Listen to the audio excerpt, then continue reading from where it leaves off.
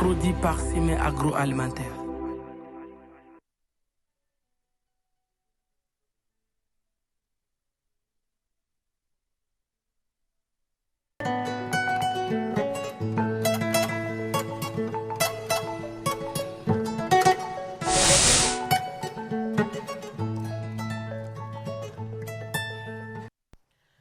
Bana kunbɛ ka fisa ni bana furakɛ ye. Jango bana minnu bɛ yen n'u ka gɛlɛn, u furakɛli ka gɛlɛn, bana ninnu sɔngɔ ka wariw ka ca, bana ninnu furakɛli kuntagala ka jan, o bana dɔw b'an bolo yan bi an bɛna kuma min kan, a dɔw tɔgɔ ka ca, dɔw b'a fɔ ko koloci bana, dɔw b'a fɔ ko jolici bana, a tubabukalan masa o ye drépanocytose ye. Ni jolila bana ninnu u bɛ sɔrɔ cogo di? Walasa ka an kisi ni jolila bana ninnu ma, an ka kan ka mun de kɛ walasa an bɛ se ka kisi ni bana ninnu ma? Ka baro in di an bolo, ka baro in kɛ mɔgɔ b'an bolo yan minnu bɛ bana ninnu dɔn, banabaatɔw yɛrɛ b'an bolo yan minnu bɛ se ka kuma bana in kan kosɛbɛ. Ka fara an ka chroniqueuse ninnu kan n'o ye Sirani Jɔgɔ ye, an b'a fɔ a ɲɛna ko aw bisimila. Saha. Ayiwa an ka invité fɔlɔ o ye docteur ye. A ka di an ye a ka a représenter k'a ka baarada ɲɛfɔ an ɲɛna foliw kɔfɛ. Docteur, bisimila bi ko dɔ kɛnɛ kan. Comment ya? Saha. Donc a ni ce a ka weleli la, ne tɔgɔ ye ko Boubacar Ali Touré, ne ye dɔgɔtɔrɔ ye, ne bɛ baara kɛ cakɛda min sigilen bɛ jolici bana kɛlɛli kama ani furakɛli kama, o bɛ Point G. U b'a fɔ ko Centre de recherche de lutte contre la drépanocytose. Merci Touré. Merci. Madame. Aw bɛɛ lajɛlen n'u la. Télé Renouveau baarakɛlaw a n'a lajɛbagaw bɛɛ lajɛlen n'u la. Ne tɔgɔ de ye Fatumata Togola. Association min sigilen bɛ Mali la bana minnu b'a fɔ ko jolici bana n'a tɔgɔ ye tubabukan na drépanocytose. Ne y'o association membre dɔ ye, n bɛ k'o de représenter. Association in tɔgɔ Association malienne de lutte contre la drépanocytose. Ok, monsieur. Ayiwa, ne tɔgɔ Assane Mariko. Communément mɔgɔw b'a fɔ Alassane.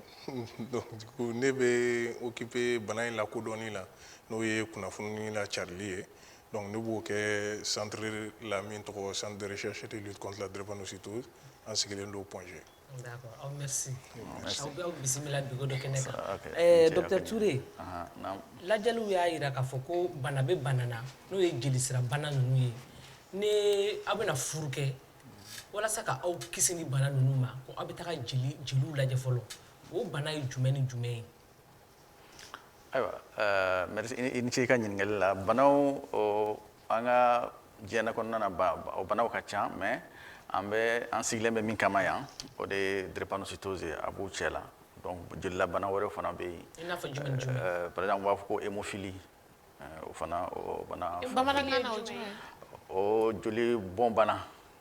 C'est-à-dire que a tigiw mɔgɔw bɛɛ bɛ o joli a tɛ se ka jɔ ni yɔrɔ dɔ tigɛra ni joli daminɛna a tɛ se ka jɔ. Donc o b'a fɔ ko hémophilie ani bon banaw a suguyaw ka ca, mais an bɛ min dɔn kosɛbɛ o ye jolici bana ta ye, o de ka ca an ka jamana na surtout farafinna yan. Donc o de dɔnnen don kosɛbɛ, et puis o de comme a bana in fana ka jugu, donc o de la et puis bana fana tiɲɛ bana de don. Donc o de la a kan ka sɛgɛsɛgɛliw kan ka kɛ ale hukumu kɔnɔna na pour que ka lajɛ n'a sɔrɔ bana in tɛ ni furu bɛna kɛ.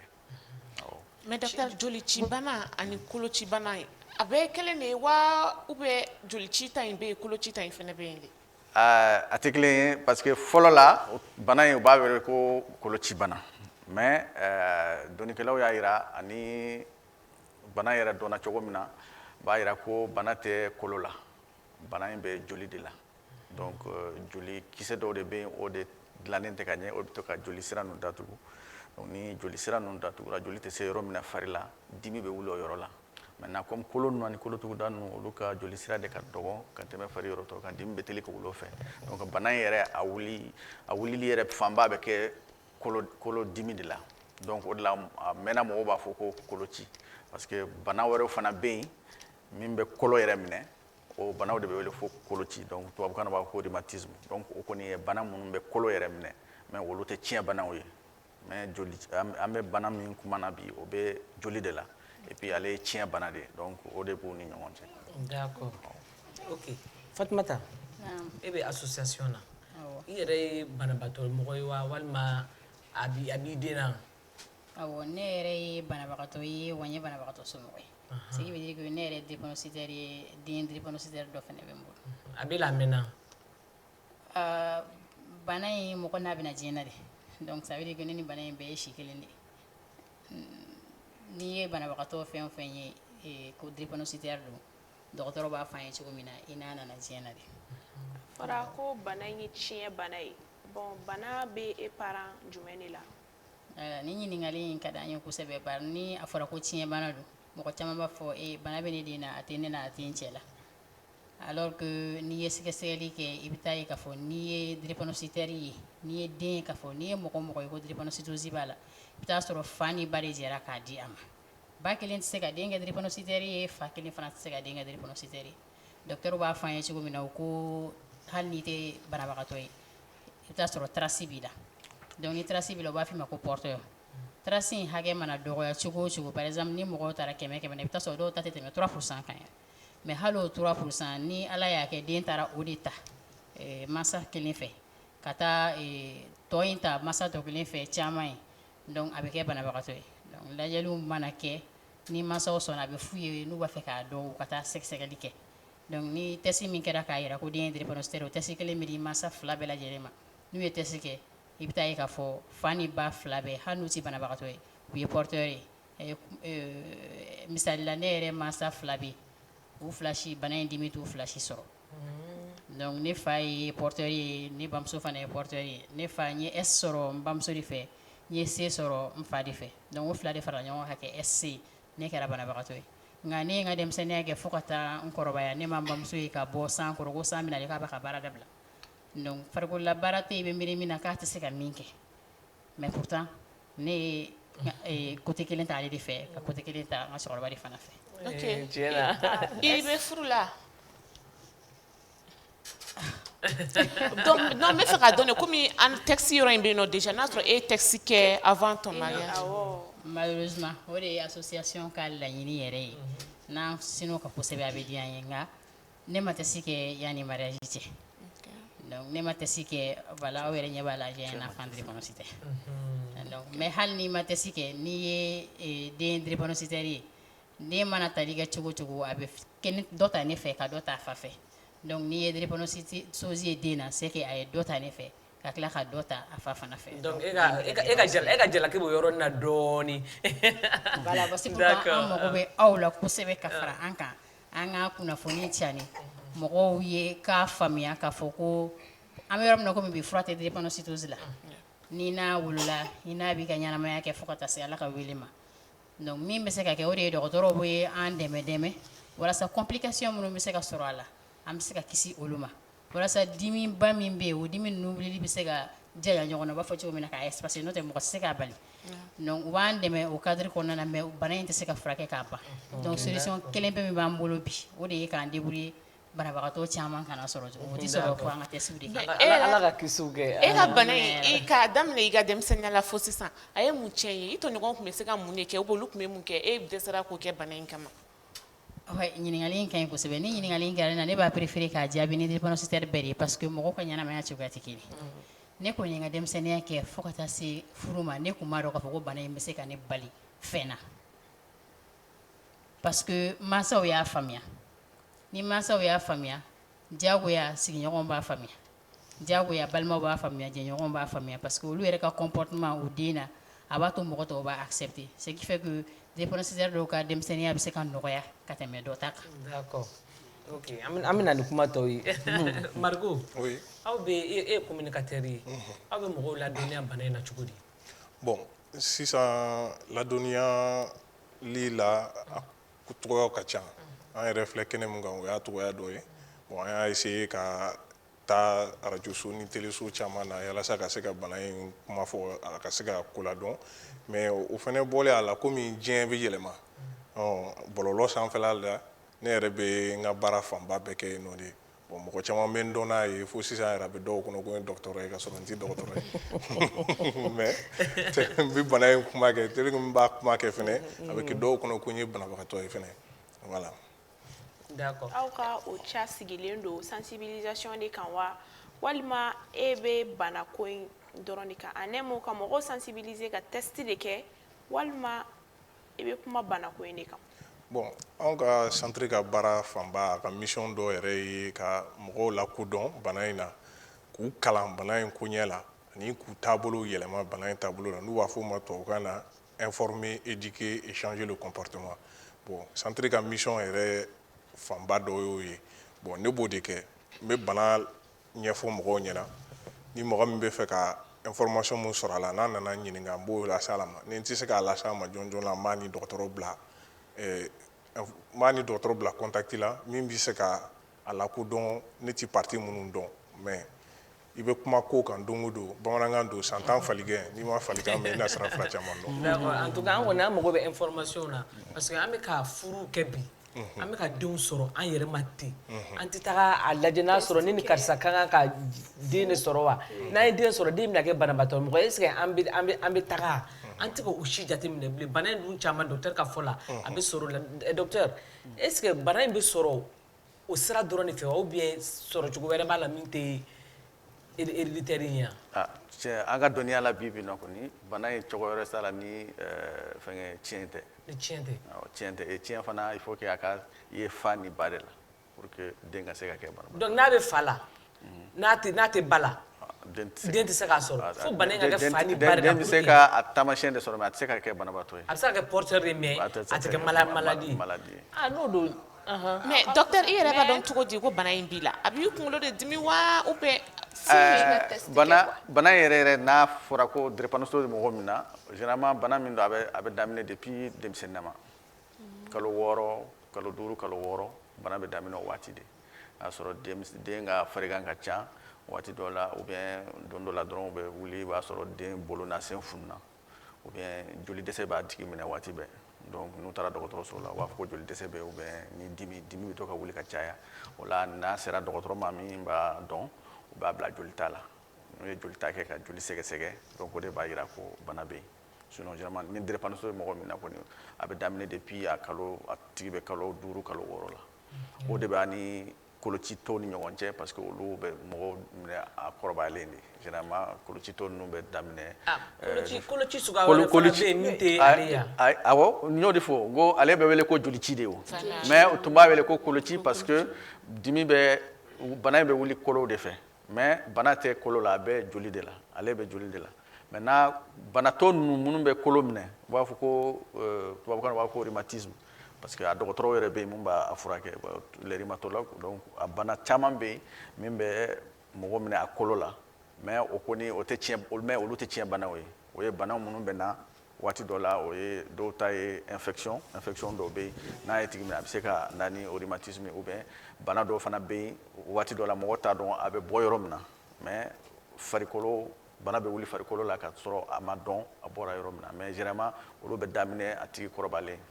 san 30 san 40 ka taa ani ni si sera hakɛ dɔ la banaw fana dɔw bɛ yen i b'a fɔ ko arthrose o fana bɛ na ni kolodimi ye donc ale ni jolici bana kolodimi fana tɛ kelen ye. donc min y'a faamu docteur bɛ fɛ k'a fɔ de koloci bɛ yen jolici bɛ yen voilà kelenw tɛ mais fɔlɔ an tun kɛlen k'a bɛɛ ɲagami k'a bɛɛ kɛ koloci ye awɔ. ok mais an bɛ don min na i n'a fɔ bi sisan docteur nin bana in ka ca jamana kɔnɔ a pourcentage bɛ t'i jɔ fo joli la. alors bana in ka ca surtout farafinna donc n'i y'a ta Mali la n'i ye mɔgɔ 100 hakɛ ta i b'a fɔ mɔgɔ 12 a bana taamasiyɛn b'olu la an ka jatew mana fana san o san Mali la mɔgɔ fɛn den peut-être den 5,000 ka taa fo 6,000 olu de bɛ wolo ni bana ye. D'accord. Mali kɔnɔna na. Ok, merci docteur. Donc n'i ye mɔgɔ 100 kɔni ta i b'a sɔrɔ mɔgɔ 12 a bana taamasiyɛn b'u la. Fatumata, sisan e kɛlen ka bɔ i yɛrɛ kalama i ka kuma la kabi fitinin ni bana in nana mais e kɛlen ka bɔ i yɛrɛ kalama k'i barikula k'a dɔn ko bana in b'i la e yɛrɛ kɛ cogo di? Ayiwa ne kɔni ye ko dɔn k'a sɔrɔ n b'a dɔn bana bɛ na donc n t'a dɔn o sentiment expliquer man di quoi parce que ne ka somɔgɔw b'a fɔ cogo min na kabi ne fitinin farigan kɛra a tɛ ban ye n'u taara dɔgɔtɔrɔso la u bɛ orienter n'u bɔra yan fɛ u bɛ taa yan fɛ fɔ dɔ nana f'u ye k'u ka taa nin test in kɛ pour voir u taara du coup a ye test 3 de d'u ma le vieux ni musokɔrɔba ni ne ta donc u taara test kɛ test 3 ye o jaabi ne di le vieux porteur ye maman ye porteuse ye ne banabagatɔ ye donc min bɛ olu jeli la o 2 de farala ɲɔgɔn kan ka kɛ ne ta ye donc kabi ne ma bɔ k'u kalama n lamɔnna ni bana in ye quoi donc du fait que n lamɔnna n'a ye ne bɔra kalama ko n tɔgɔ ye Fatumata ye ne tun b'a dɔn ko n ye drépanocytaire ye donc ne tun b'a dɔn somɔgɔw b'a dɔn entourage bɛɛ lajɛlen fana b'a dɔn et puis somɔgɔw fana y'a dɔn depuis o wagati k'a fɔ ko mansaw de b'a di donc k'a fɔ ko i y'a dɔn ko bana b'i la ko a choc a bɛ se ka choc dɔ kɛ ne ma o choc in senti mais den mansa caman b'a choc senti n yɛrɛ y'a senti don min na n taara n den 3nan ka test kɛ n'a fɔra an ye k'a fɔ ko banabagatɔ don n taara résultat minɛ yɔrɔ la u b'a dɔn k'a fɔ ko ne bɛ association na donc résultat di enveloppe kɔnɔ ko ma ko taga réception na i ka taa dossier créer den n m'a dɔn kojugu ye n tagamana ka bɔ laboratoire la ka tagama ka taa fo réception na ne m'a mɛn ne j'ai pas fait min fɔra an ye comme si robot de don i y'a bila sira dɔ fɛ n y'o sira minɛ n taara n ye explication di muso ma n ko n nana ko ka dossier créer den ye a ko donc ale kɛra drépanocytaire ya ne ko k'awɔ muso ye dossier créer k'a fɔ ka rendez-vous di yan ko maintenant mais ni crise wulila yan'o cɛ n ka na mais ni crise ma wuli i bɛ na nin don o phrase min fɔra dɛ o de la ne filɛ k'an yɛrɛ resɛsi n hakili jiginna n bɔra ka taa n jɔ kɛrɛfɛ n ye ɲɛji min bɔ a yɔrɔ la c'est tout parce que n b'a dɔn n ye min kɛ ce que j'ai vécu avec les parents ko den bɛna na o ɲɔgɔn vécu a ma nɔgɔya kosɛbɛ. A ma nɔgɔ mais Ala k'a nɔgɔya Ala k'a nɔgɔya n'Ala sɔnna Mariku est ce que docteur ka kuma y'a jira k'a fɔ ko bana in ka ca est ce que yɔrɔ dɔ la aw ka faute t'a la dɔɔni wa est ce que communication bɛ ka kɛ a cogo la ɲɔni an ka taa furu kɛ ten ɲɔni an ka denw sɔrɔ ten est ce que mɔgɔw sensibiliser len don ka ɲɛ fɔlɔ ɲɔni ka mariage ni fɛnw kɛ yan.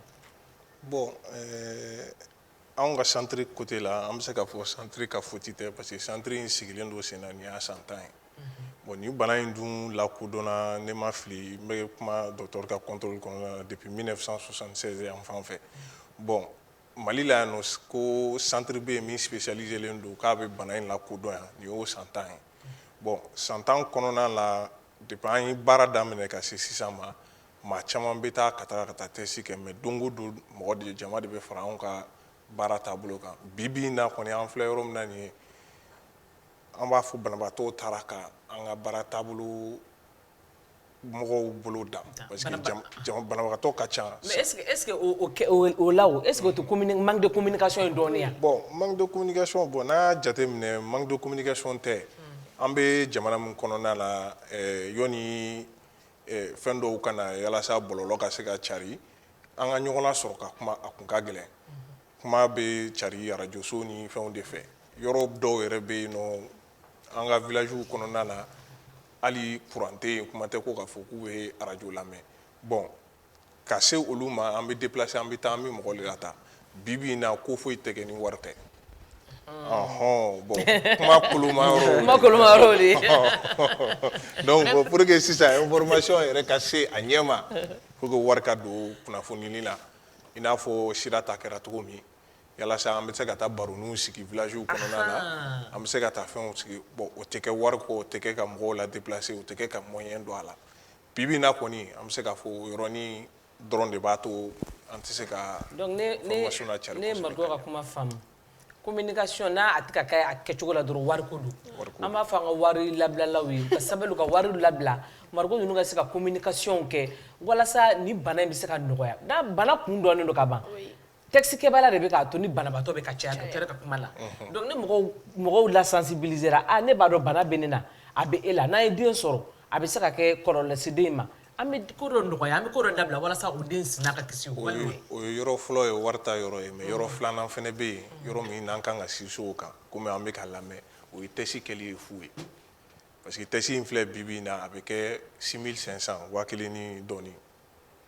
o y'a ye ni AMO t'i bolo ni AMO b'i bolo 1900 à peu près 400 ɲɔgɔn bon o se tɛ bɛɛ ye mɔgɔ dɔw bɛ yen a ka d'u ye ka taa tɛsi kɛ nka wari t'u kun.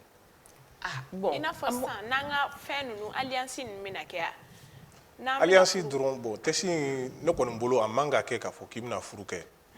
parce que den bɛ sɔrɔ ka sɔrɔ furuko tɛ accident an b'a fɔ cogo min o bɛ se ka bɛɛ sɔrɔ accident cogo di mais accident cogo a ka ca cogo accident an bɛ se ka fɔ sisan dutigi dɔ bɛ ɲɔgɔn ta accident sugu jumɛn avec alliance kuma min fɔ kɛ accident ne kuma min fɔ accident accident b'a an tɛ siw kɛ n'o accident k'an sɔrɔ accident b'a alliance accident bɛ se ka bɛɛ sɔrɔ docteur a ko sisan taxi in waati ni waati de don ou bien a kɛ ko kelen de don san kɔnɔ awɔ tɛsi kɔni ye siɲɛ kelen de ye n'i y'a kɛ n'i y'a dɔn n'a bɛ yen ou bien a tɛ yen ou bien a taamasiyɛn bɛ yen donc ni test kɛra siɲɛ kelen segin tɛ k'a kan bilen c'est comme le groupe sanguin n'i ka groupe sanguin yɛrɛ ko k'i ye O+ ye o kɔni o ye O+ ye donc a tɛ changer wali ni san 20 ou bien san 10 san 100 o kɔfɛ n'i y'a kɛ a tɛ changer. ok mais docteur aw bɛ banabagatɔ ninnu reçoit kuma jumɛn de la ka caya waati jumɛn yɛrɛ de bana in bɛ wuli. alors donc an bɛna don bana yɛrɛ taabolo ninnu na donc bana yɛrɛ fɛn damadɔ de bɛ yen o bɛ teli ka bana in wuli donc ni fɔlɔ o ye sumaya ni nɛnɛ jiginna ou bien ni san y'a tigi gosi donc samiya waati ani nɛnɛ waati bana bɛ teli ka wuli o fɛ ni ji dɛsɛra fari la fana a bɛ se ka dimi wuli donc funteni waati n'a tigi bɛ wɔsi kosɛbɛ ou bien n'a bɛ baara giriman na donc ni farikolo fana sɛgɛnna o bɛ se ka dimi wuli mais dimi bɛ wuli waati minnu ka caya o ye sumaya waati ninnu ou bien waati dɔ la samiya waati funteni waati fana parce que ni u tɛ ji min ka caya a bɛ se ka na ni sababu ye ka dimi wuli donc bana bɛ se ka wuli waati bɛɛ. ne bɛ fɛ k'a dɔn bana in sigilen don cogo di parce que madame bɔra k'a fɔ sisan nɔ ko ale se sɔrɔ a fa fɛ bana in sigiyɔrɔw ka ca i n'a fɔ a niveau. banaw sigiyɔrɔ ka ca n'an y'a ta parce que comme n y'a fɔ bana bɛ joli de la donc n'i ye adamaden joli ta jolikisɛw dɔ de b'a la jolikisɛ suguya 3 de don kelen o de bɛ kɛ joli ye bilenman ye donc u b'a fɔ ko globule rouge donc bana in bɛ o de concerné jolikisɛ dɔ bɛ yen u b'a fɔ ko globule blanc donc jolikisɛ jɛman ani plaquette donc olu fana bɛɛ ni ka baara de don maintenant bana in yɛrɛ bɛ jolikisɛ min minɛ o ye globule rouge de ye donc globule rouge n'i ye mɔgɔ min bana tɛ mɔgɔ min na n'i y'a ka jolita kɛ u b'a fɔ ko test u bɛ test min kɛ test bɛ bɔ u b'a fɔ ko a tigi ye normal ye u b'a fɔ ko AA donc AA o ye fɛn dɔ de bɛ jolikisɛ in kɔnɔ min bɛ kɛ jolikisɛ b'a ka baara kɛ parce que jolikisɛ in globule rouge a ka baara ye ka fari comment on dit ka énergie di fari ma donc n'i ye fiɲɛ sama oxygène u b'a fɔ ko nilan n'o nana ale de b'o ta ka taa n'a ye fari fan bɛɛ donc ale de bɛ fari balo donc fɛn min b'a kɔnɔ min bɛ nilan in ta oxygène u b'a fɔ ko hémoglobine donc mɔgɔ min ka kɛnɛ bana tɛ mɔgɔ min na jolici bana tɛ mɔgɔ min na olu ta u b'a fɔ ko AA maintenant jolici bana bɛ mɔgɔ min na olu ta u b'a fɔ ko S donc ni jolici bana bɛ yen A in bɛ kɛ S ye donc mɔgɔ dɔw bɛ yen olu ye SS ye donc a fan bɛɛ ye SS ye donc a dɔw fana bɛ yen u b'a fɔ ko SC donc S bɛ yen ani C fana o ye a dama fɛngɛ de donc n'olu fara ɲɔgɔn kan o bɛ kɛ bana ye donc olu 2 de bɛ yen ani kelen bɛ yen u b'a fɔ ko S beta thalassémie mais an tɛna don o fɔ in kɔnɔna na maintenant taamasiyɛn bɛ mɔgɔ minnu na o ye minnu normal bɛ yen u b'a fɔ ko A ani S min tɛ normal ye mais olu fɛ yen A min ye normal ye a ka ca ni S ye o de la o tɛ bana in tɛ fɛn t'u tɔɔrɔ maintenant minnu ye SS ye olu ka fɛn 2 de don jolikisɛ in fanga t'a la donc a bɛ to ka ci donc o de bɛ na ni joli dɛsɛ ye ani 2nan ni fiɲɛ tɛ sɔrɔ kosɛbɛ n'a tigi tɛ fiɲɛ sɔrɔ kosɛbɛ a jolikisɛ ninnu a bɛ giriya donc n'a giriyara ale dun a ka baara ye ka taa ni fɛngɛ nila ye fo fari yɔrɔ minnu ka dɔgɔ donc a bɛ se ka a yɛrɛ yɛlɛma ka tɛmɛ maintenant a bana bɛ mɔgɔ minnu na a tɛ se ka a bɛ giriya donc a tɛ se ka tɛmɛ donc n'a ma se ka tɛmɛ joli tɛ se ka se o yɔrɔ ninnu na donc joli tɛ se yɔrɔ minnu na o yɔrɔ bɛ va fɔ comment dire o yɔrɔ bɛ souffrance bɛ kɛ o yɔrɔ la donc souffrance bɛ kɛ dimi de a bɛ wuli ni dimi de donc o de ye olu ale taabolo ye donc bana bɛ minnu na ani bana taamasiyɛn bɛ minnu na o de bɛ bana in fɛngɛ sigiyɔrɔ ninnu na. D'accord. Merci docteur. Fatumata e kɛlen ka test kɛ ka denmisɛnnin ninnu na denmisɛnnin joli b'i bolo? Mɔgɔ 7. A b'a bɛɛ la? Ayi, 2 ye porteur ye 3nan in de ye maladie. O de ye maladie yɛrɛ ye. E bɛ ka se k'a ladon n'a ye cogo di? I bɛ gɛlɛya jumɛn de sɔrɔ a ladonni la n'a ye? D'accord, mais i ka yamaruya kɔnɔ yani n k'o jaabi n tun b'a fɛ ka kuma sensibilisation kan dɔɔni parce que association yɛrɛ ka baara ye sensibilisation de ye. Association bɛ depuis 1991. N'a bɔra Kidali la yɔrɔ tɛ région tɛ Mali la yan nɔ association ka fɛn tɛ yɔrɔ min na antenne tɛ yɔrɔ min na antenne bɛ Mali fan bɛɛ lajɛlen na wa association ye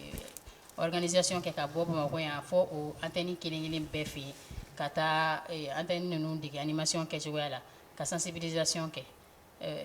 artiste mɔgɔ 20 ni compositeur olu farala ɲɔgɔn kan ka na association voix k'a fɔ vraiment olu bɔra drépanocytose ka existence kalama u bolo k'a fɔ ko an ma se ci sebagaw de ma n'i y'a ye hali sisan an ma jamaba sɔrɔ k'u la informer donc ko olu b'a fɛ ka dɔnkili dɔ composer sur la drépanocytose olu farala ɲɔgɔn kan ka dɔnkili la sur la drépanocytose a bɛ diffuser an ka radio ni téléw la donc pour dire que sensibilisation b'a la ka kɛ a b'a la ka kɛ mais a mɛko kelen tɛ mɔgɔ kɛ ka faamuya caman sɔrɔ ni drépanocytose ko kuma fɔra i ye f'i yɛrɛ ka curiosité sɔrɔ ka taa lajɛ ka tɔ faamuya hali sisan a bɛ cogo min na ani fana min b'a la ka f'i ye i ka da la n'i ma da la i k'a ɲɛɲini k'a dɔn ni tiɲɛ don walima ni nkalon don association bɛ sensibilisation kɛ Bamakɔ fan 14 bɛɛ lajɛlen na u bɛ wuli ka taa dugu kɔnɔ ni mɔgɔw y'an wele lamɛn an yɛrɛ b'a organiser ka taa demander écolesow la regroupement mana kɛ jeunes ou bien musow ka taa f'u ye à chaque fois an bɛ test ko kuma in de fɔ nka mɔgɔw ja ma farin mariage wagati n'i ye test ko kuma fɔ mɔgɔ ye ka taa test kɛ ko sɔrɔ ka mariage kɛ i ye problème posé donc an ka société bɛ fɛn caman bali quoi a ka di mɔgɔ caman yɛrɛ ka taa test kɛ ni cɛ de y'a fɔ somɔgɔw b'a fɔ a ye furukɛla tɛ ni muso somɔgɔw de y'a fɔ somɔgɔw b'a fɔ a ye furukɛla tɛ donc a ka gɛlɛn fo k'a fɔ k'a ka gɛlɛn an mago bɛ aw la ani mɔgɔ bɛ kɛ sababu ye ka information lase Mali fan 14 bɛɛ lajɛlen na walasa an k'a dɔn k'a fɔ bana in bɛ yen n'Ala y'a k'i garijɛgɛ i ye test kɛ o i ma test kɛ o a b'i la n'i bɔra a kalama k'a b'i la i bɛ se ka min kɛ walasa i kana na den banabagatɔ sɔrɔ le temps que fura bɛ se ka sɔrɔ nin bana in na e yɛrɛ ka lafiya b'o la denw ka lafiya bɛ o la voilà donc sensibilisation yɔrɔ la n tun b'a fɛ k'o de fɔ maintenant fɛn min ye den banabagatɔ ladonni ye a ma nɔgɔ parce que an ka crise in wuli wagati tɛ suda a bɛ se ka wuli 1 heure du matin dimi bɛ se k'a lawuli sunɔgɔ la a bɛ se ka wuli tilegan fɛ a bɛ taa école la yɛrɛ kuma dɔ la dimi bɛ wuli ne ka drépanocytaire ma kɔrɔbaya fɔlɔ a bɛ charré ne la donc ale ma kɔrɔbaya hali n'a ma taa école la o tɛ fɛn kɛ mais minnu bɛ première année deuxième année i b'i den labɛn sɔgɔma k'a bila ka taa école la yanni e k'i labɛn ka bɔ a bɛ segin ka na d'i ma ko a ka dimi walima i bɛ wele k'a fɔ ko dimi wulila a ladonni ma nɔgɔn dɔgɔtɔrɔso kelen pe de b'an bolo Mali bɛɛ lajɛlen na CRLD de bɛ Point G min bɛ se ka an kunbɛn n'an ka dimiw wulila wa o CRLD yɛrɛ fana n'i ma se yen 4 heures du matin e tɛ place sɔrɔ parce que jama ka ca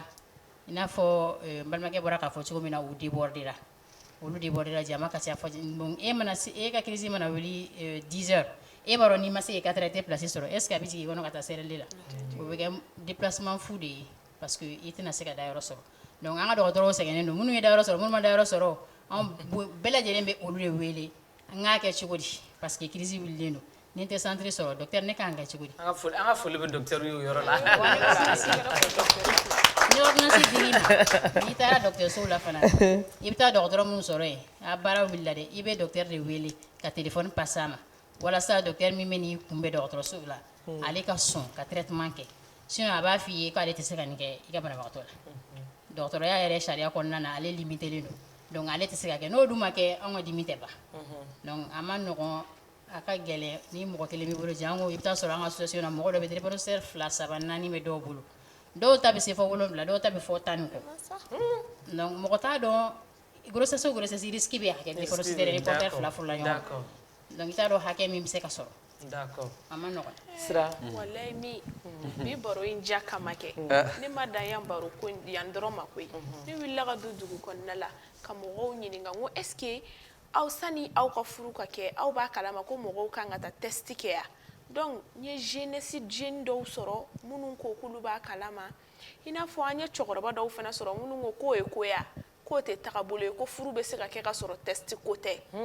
mais ne ko ne bɛ n ka jatalan jɔ u la dɔrɔn u ma sɔn donc ne ye ja minnu sɔrɔ an ka jɛ an k'olu kɛ ɲɔgɔn fɛ. Ne b'a kalama bon parce que documentaire kɔnɔ n delila k'a kalan quoi mais il faut dire que Mali la yan mɔgɔ caman t'a dɔn mais effectivement c'est très important parce que n'a ye o dépistage ninnu kɛ a bɛ se ka kɛ aw bɛ se que aw yɛrɛ protéger fɛn caman na parce que o de bɛ na ni denmisɛnninw ka malformation ye à la naissance et puis incompatibilité dɔ bɛ yen mɔgɔw t'a faamuya mais joli sɛgɛsɛgɛ ko in de don quoi mais ne tun b'a kalama. Mɔgɔw kan ka test kɛ yanni u ka fɛn cɛ mariage cɛ mais sauf que Mali la a développé tɛ parce que déjà mariage de famille baden de bɛ yan nɔ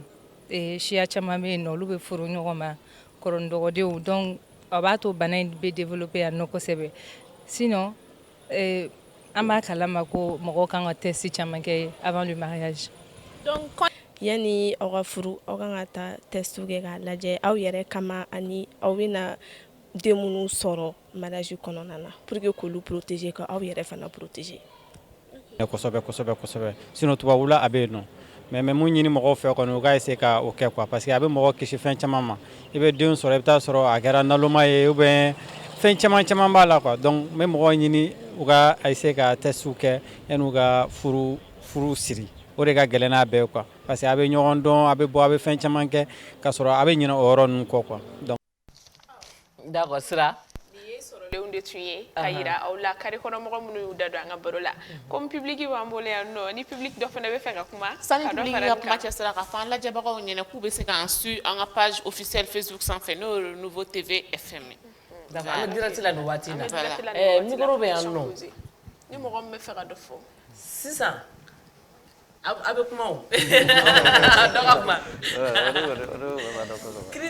crise in bɛ dɔn cogo di ne bana jolici bana crise ye mɔgɔ min na a bɛ dɔn cogo di k'a fɔ ko crise de b'i la. bon an la ne ye Awa Jakite ne ye jolici bana tigilamɔgɔ ye an bɛ association na bon ni crise in bɛ na i b'a dɔn i yɛrɛ la parce que a bɛ na ni fièvre ye fièvre bɛ k'i farikolo la i fari bɛ to ka fagin i kan bon ɲɛkisɛ bɛ commencer ka kɛ jaune ye n'i y'o ye i la dɔrɔn i bɛ commencer joona i bɛ se ka docteur ma a bɛ se ka i suit cogo min na ka traitement d'i ma yanni douleur ka wuli bon crise in yɛrɛ filɛ douleur ka bon trop douleur b'a la ni douleur wulila yan sisan mɔgɔ mɔgɔ bɛ yan n'i ma dege k'a tigilamɔgɔ ye i tɛ se ka sigi tellement a bɛ kule min yɛrɛ kɛ i bɛ siran bon mɔgɔ minnu t'a dɔn n'u y'a tigilamɔgɔ ye dɔw b'a fɔ kari nin tɛ i ka jinɛ wulilen tɛ ou bien kirikirimasiyɛn de bɛ sɔrɔ a la wa n'i yɛrɛ parents tɛ ani jɛɲɔgɔn a ka gɛlɛn ni douleur in y'i sɔrɔ kɛnɛma mɔgɔ ka gɛrɛ i la dɔw bɛ siri ɲɛ parce que i bɛ kule min kɛ u t'a dɔn bana sugu min don. mais bana in a bɛ se ka jouer mɔgɔ kan cogo adamaden ka adamadenya kan cogo fo ka taa a degré quoi. bana in bɛ jouer mɔgɔ kan mɔgɔninfinya kan parce que bana in kɔlɔlɔ camanba de b'a la a bɛ se ka min se mɔgɔ ma a bɛ atroce bila i la a bɛ dɔw ɲɛ fiyɛ a bɛ se k'i kulo geren bon an ka bana in bana min don i bɛ kɛ handicapé mɔgɔw t'a dɔn k'i ye handicapé i ni handicapéya tɛ wolo san damadɔ dɔrɔn crise in kɔlɔlɔ bɛ se ka na mɔgɔw bɛ bali k'i ye i bɛ ka cu i tɔgɔ kan i bɛ kɛ handicapé a kɔlɔlɔ ka ca kojugu kɔlɔlɔ baden de b'a la. sani ni mɔgɔ wɛrɛ bɛ fɛ ka kuma socialement a bɛ jouer mɔgɔ kan cogo di a bɛ se ka mɔgɔ sa jumɛn de don mɔgɔ la an ka social kɔnɔna na n'a sɔrɔ a bɛ se ka furuko n'i ka denko n'i ka fɛnko gɛlɛya.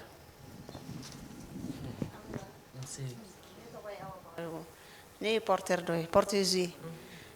bana in kɔni bana in tɛ bana ɲuman ye ni dimi wulil'i fɛ i yɛrɛ bɛ saya nege minɛ ka tɛmɛ balo kan quoi parce que dimi tɛ dimi dɔn ne yɛrɛ filɛ nin ye a ye ne sen tiɲɛ fo ka opérer u taara kolo de tigɛ tellement que a ye kolo ɲimi ka kolo tiɲɛ kolo de tigɛra ka nɛgɛ don a place la donc bana in tɛ bana ɲuman ye ne kɔni bɛ min fɔ an balima cɛ n'a muso bɛɛ ye ni min bɛ se ka wuli ka taa test kɛ o ka wuli ka taa test kɛ ni min tɛ se ka wuli ka taa test kɛ o ka taa test kɛ parce que bana ɲuman tɛ quoi ne bɛ se k'o de fɔ. Merci, ala ka nɔgɔya kɛ. Mɔgɔ wɛrɛ fɛ ka kuma yan fan fɛ yan. Micro.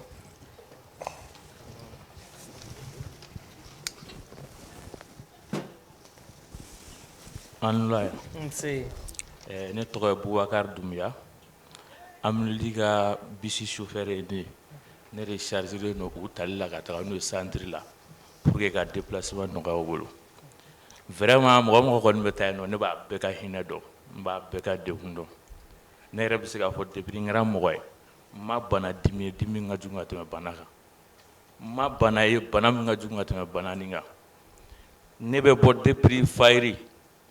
n bɛ taa sɔrɔ dɔw bɛ maɲumako la u sigilen bɛ ka mobili makɔnɔ k'ale taxi passe t'u bolo ka yɛlɛ ala y'a da transport dɔrɔn ma ka yɛlɛ sanfɛ o ye problème ye dɔw bolo bana kɔni vraiment ne b'a ɲini mɔgɔ o mɔgɔ fɛ ne min bɛ fɛ ka furu kɛ u ka wuli u ka taa jelita nin kɛ a ka fisa i kɛlen ka furu kɛ kɔfɛ i ka taa nimisa ka tila kɔ tuguni k'a fɔ ko furu kɛra a ye banabagatɔ wele ka diya yanni a ka s'o ma aw fila bɛ ka taa ka test kɛ o de ɲɔgɔn tɛ min kɔni bɛ ne fɛ k'a fɔ o ye. Ok, merci. Docteur. Oui. Ne tɔgɔ Ibrahim Konate. Vraiment bamananw ko bana kunbɛ ka fisa ni bana furakɛ ye. Ne yɛrɛ kɔni ye min ye nin na ni maa o maa bɛɛ kan ka k'i yɛrɛ ma wajibi ye n'i bɛ furu kɛ i ka taa test kɛ hali ni furu yɛrɛ tɛ i k'i jija i ka test in kɛ a nafa ka bon kosɛbɛ wa n b'a ɲini mɔgɔ minnu bɛ k'an lamɛn mɔgɔ minnu bɛ k'an layɛ waritigiw wari bɛ minnu kun u ka se ka mɔgɔw dɛmɛ minnu wulilen don k'u jɔ nin baara in na ka se ka a cɛrin kosɛbɛ ka se k'u dɛmɛ mɔgɔw ka bɔ a kalama walasa ka mɔgɔw kisi ka bɔ a tɔɔrɔ caman ma vraiment o kɔni ye ne ka kuma ye k'o fɔ aw ye. D'accord, merci. Ala ka nɔgɔya kɛ. Ala ka nun kɛnɛ to o ye ne ba. Anula. Ne ye Madame Sidibe Kadiatou Keita ye. Ne ye banabagatɔ somɔgɔ ye. Denmisɛnnin 3 de bɛ ne bolo bana bɛ minnu na. Ne fɛ ka kuma gɛlɛya kan sigida la i bɛ gɛlɛya minnu sɔrɔ masa bɛ gɛlɛya minnu sɔrɔ den ninnu ka ladonni na walima i ni mɔgɔ wɛrɛw ni ɲɔgɔn cɛ u ka banako la. A fɔlɔ-fɔlɔ denmisɛnnin ninnu ni hali bugɔli ni parce que tulonkɛyɔrɔ la sisan nɔ ni denmisɛnnin ninnu n'u balila ka bugɔ ka ko dɔ k'u la ni wulila ka kuma u bɛ kuma caman f'i ma ni masa in sina ka denko ka bon a kɛra ko maa kelen ta de wolola or que i bɛ k'a kɛ kun min kama u t'o dɔn i bɛ k'a kɛ den ka kɛnɛya de kama parce que tɔw bɛ min kun ale t'o kun so kɔnɔna na a problème kelen bɛ yen n'i sigiyɔrɔ bɛnna duba kɔnɔna ma i den ni den tɔw ka kɛnɛya cogoya tɛ kelen ye baara cogoyaw la ni tɔw ta bɛ se ka baara mun kɛ e ta tɛ se k'o kɛ finalement i tɛ se ka hali mɔgɔ wɛrɛ den ci i tɛ se ka mɔgɔ wɛrɛ den ci u b'a fɔ k'i ta b'i bolo k'i ta t'i bolo ka tila ka mɔgɔw ta ci e yɛrɛ dun b'a dɔn i ta fanga tɛ se ka nin ci in kɛ cogo si la donc o gɛlɛya belebeleba bɛ anw ka sigi la. D'accord. Ok, a faamuna. Merci. Merci. Merci an bɛɛ ni ce an ni ce a ka kumaw la. Docteur, sisan est ce que porteur fila den o bɛ se ka sauver ya? Sɔmi kɛra ko bana in bɛ mɔgɔ minnu fila la cɛ ni muso fila minnu n'u mana den min sɔrɔ est ce que den bɛ se ka kɛ ko bana in t'a la? Awɔ, donc ni porteur fila furula ɲɔgɔn ma chaque fois que ni muso garizigɛra u b'a fɔ ko chance bɛ yen une chance sur 4 ka den ka kɛ normal ye comme a bɛ se ka kɛ risque fana bɛ yen une fois sur 4 den ka kɛ banabaatɔ ye ani un risque sur 2 den ka kɛ porteur ye donc mɔgɔ dɔw bɛ yen i b'a sɔrɔ olu ye bana taamasiyɛn b'olu la mais u ye den fɛn fɛn sɔrɔla a bɛɛ kɛra chance ye olu bɛɛ kɛra normal ye mais i b'a sɔrɔ fana dɔw fana bɛ yen u ye den fɛn fɛn sɔrɔ a bɛɛ bɛ kɛ banabaatɔ ye donc o ye hasard de o kɔni o ye ala ka latigɛ mɔgɔ tɛ se ka prévoir. Sisan ni bana in yera i la i kan ka fɛn jumɛn ni fɛn jumɛn de ye k'a to yen nɔ? Alors ni bana bɛ mɔgɔ minnu na fɛn damadɔ bɛ yen olu kan ka comme n y'a fɔ cogo min na fɛn minnu bɛ se ka bana wuli fɛn fɛn bɛ se ka bana wuli u kan ka mabɔ olu la donc o kɔrɔ ye ko ni denmisɛnnin de don a bɛ fɔ somɔgɔw ye ni nɛnɛ bɛ yen u ka to ka duloki giriman dɔw kana u kana to u ka bɔ san kɔrɔ ka tulonkɛ kɛ par exemple ou bien ka ni n'u kan k'u ko u ka ko ji kalan na et puis u kana kɔ kɛnɛma u ka ko so kɔnɔna na fiɲɛ sumalen kan'u sɔrɔ ni funteni daminɛna u ka to ka ji d'u ma u ka to ka ji min waati bɛɛ ani n'u kɔrɔbayara baara giriman ninnu man ka kɛ donc fɛn ninnu ani fɛn bɛ se ka na ni bana wulilen o man ka par exemple ni kɔrɔbalen par exemple u b'a fɔ ko kana mɛn u sigilen bɛ yɔrɔ kelen parce que ni joli tɛ ka circuler a bɛ se ka na ni dimi ou bien kana bloc serrelen ninnu sɔrɔ u kana sigi yɔrɔ la fiɲɛ tɛ circuler yɔrɔ min na par exemple denmisɛnnin les jeunes ka to boîte de nuit kɔnɔna na ka mɛn ou bien ka hali école la denmisɛnninw b'a fɔ ko ka sigi peut-être fenêtre fanfɛla la u da yan enfin pour que u ka se ka fiɲɛ sɔrɔ kosɛbɛ ni fɛn ninnu n'a ɲɔgɔn na. Merci docteur. Voilà. Merci vraiment aw ka nali diyara n ye. Merci. A ka nali diyara n ye an ka foli bɛ public fana ye. Merci. Docteur ne ka kuma b'a jira k'a fɔ ni bana ninnu an bɛ se ka kisi a ma docteur ne ma fili. N'an taara jolitaw kɛ ɲɔni an ka hakɛto bɛ kuma ka jɛɲɔgɔnya ninnu kɛ ɲɔni an ka furu ninnu kɛ an ka test ninnu kɛ k'a lajɛ ni bana in banna ni bana in t'an na ni bana in yera an na solution bɛ sɔrɔ a la docteur ou bien ni bana in t'an na yɛrɛ an ma an ka furuw kɛ mais a kɛkun de ye walasa denmisɛnnin ninnu bɛ se ka kisi walasa denmisɛnnin ninnu bɛ se ka kisi bana in ma a n'a douleur ma vraiment o de tun b'an bolo k'a fɔ aw ɲɛna bi an b'a fɔ k'aw nana a diyara n ye an ka public ka foli di an lajɛbaga bɛɛ lajɛlen ma k'a fɔ aw ɲɛna ko a k'an bɛn sini nin wagati kelen na n'Alahu Taala sɔnna a ma aw bye bye à demain.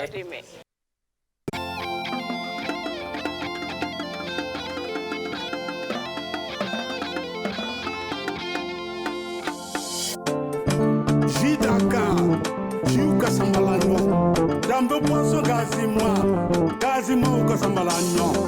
Hidaka, dambe poisson gazima, o mini gadi daka, a mini gadi, wajitu mama. Hidaka, dambe poisson gazima, o mini gadi daka, a mini gadi, wajitu mama. Dambe, jidaka sumalempa, o mini gadi. Dambe, jiujela sambalanyo, a mini gadi. Dambe, jidaka sumalempa, o mini gadi. Jidaka, jiujela sambalanyo, a mini gadi. Jidaka, dambe poisson gazima, o mini gadi daka, a mini gadi. Wajitu mama. Judaka. Boisson rafraîchissante. Abisoro Mali Fantanan Bella Jelena. Ou direction commerciale Baflene. Hippodrome na. Semet distribution. Rue Nelson Mandela. Jidaka. Jula Samalanyaka. Jula Samalanyo. Aminikari.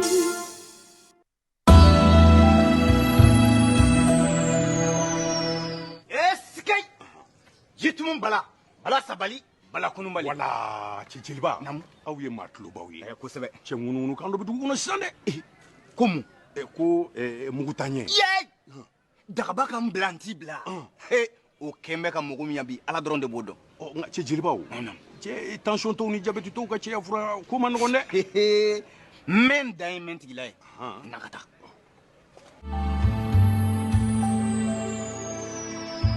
mule kafo yɛrɛ filɛ nin ye n'i ye a sun kɔrɔ jabɛti tɔ ni tension tɔ ka cɛya fura b'a dan ma o tɛ taa kun fɛ tacogo de b'o la bana kana maa si gan i kamana tuguni ala ni dagaba sababu Aprofam, Association pour la promotion des pharmacopées du Mali, Torokorobougou, avenue Martin Luther King, téléphone 20 28 45 93 76 44 04 38 Bamako.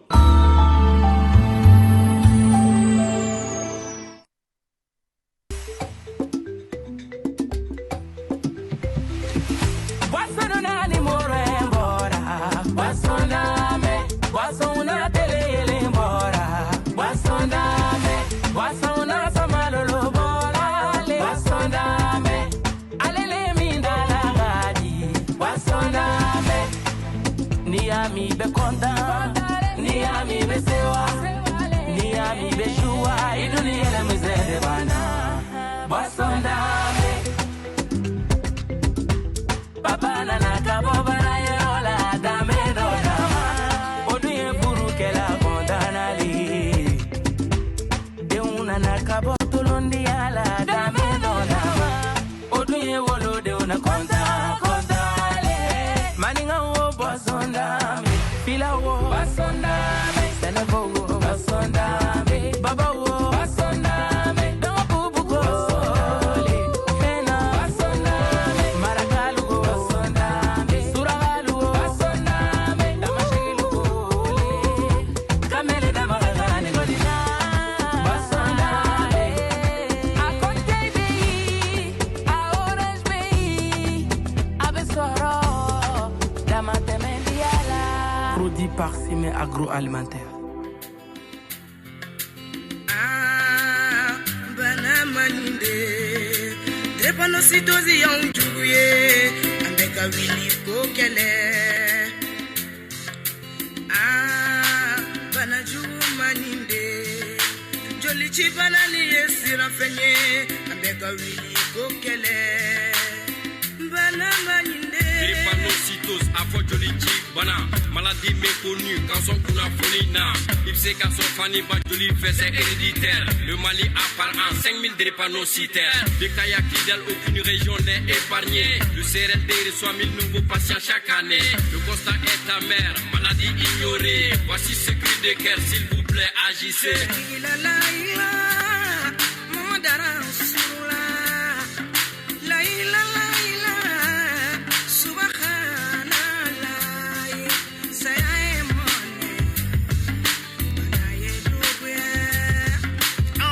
Drépanocytose, méconnue de tous. Si seulement on savait que t'es pur qu'un feu de brousse. Les grossesses et stress peuvent déclencher ta furie. Effort physique intense et manque d'oxygène aussi. Mes chers frères et sœurs, nous devons lutter, car nous devons un petit feu dans l'obscurité.